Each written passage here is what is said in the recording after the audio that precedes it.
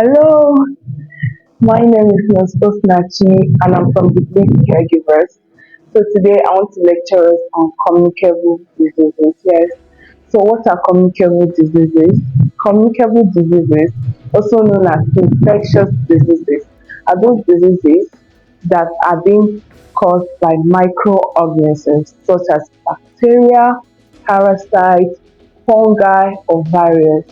These diseases can be transmitted directly or indirectly from an infectious person to a non-infectious person. Now let's go to the chain of infection.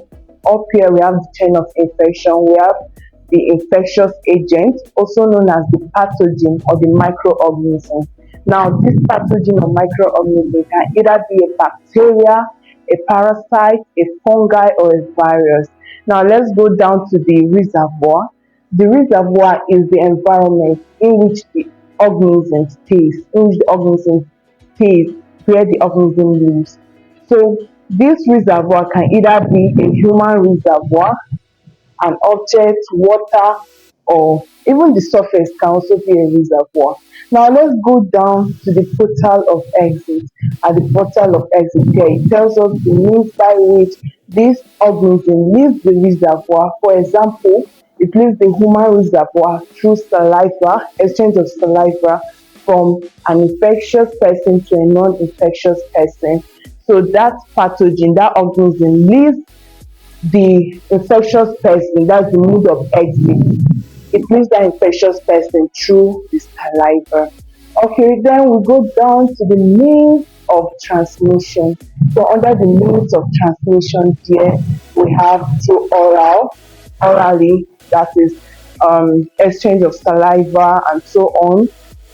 We have genitourinary means, that is through sexual contact and so on. So we go down and also under the means of transmission.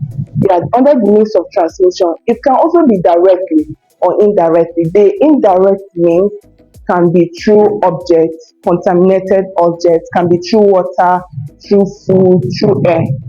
Yeah. So now we go down to the portal of entry. The portal of entry actually explains how this pathogen enters, gain access into our system. So it can also be through the urinary tract, yes, that's during sexual contact. It can also be through the mouth, that is in exchange of saliva and so on and so forth. It can also be through body skin to skin contact. Yeah, when there is exchange of fluid, body fluid. Yeah, you can contact all those diseases. So we go down to the susceptible host. It tells us how this pathogen now resides, it now dwells in us, in either you or I. Yeah. So it tells us how this pathogen now dwells in our system. And it can dwell in our system when we are not vaccinated or when you have a low immune system. Now let's go to the examples of communicable diseases. Under the examples of communicable diseases, we have tuberculosis, we have hepatitis A, B, and C, we have conjunctivitis, we have measles, we have chickenpox, and so on and so forth.